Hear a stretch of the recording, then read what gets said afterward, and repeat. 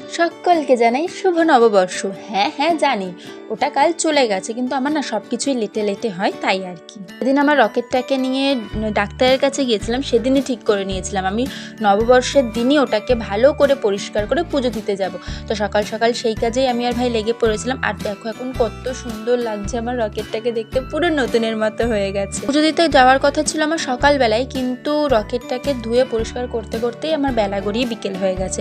তাই সকালে ঘরের পুজোটা সেরে নিলাম, নিয়ে আমি বেরিয়ে পড়েছিলাম বিকেলবেলা। তো মন প্রাণ ভরে ঘরের পুজোটাও সারলাম। আর কাল না আমাদের সব কিছু লেটেই হয়েছিল, তো তারপরে ঘরের পুজোটা সেরে নিয়ে বিকেল হতে না হতেই আমি আর ভাই রকেটটাকে নিয়ে হুশ করে বেরিয়ে পড়েছিলাম মন্দিরের উদ্দেশ্যে। ঠিক যেমন আমাদের কোনো কাছের মানুষ হসপিটাল বা ডাক্তারখানা থেকে ফিরলে আমরা তাদেরকে সেবা শুশ্রূষা করে সারিয়ে তুলি, ঠিক তেমনই আমার কাছের হচ্ছে আমার রকেট।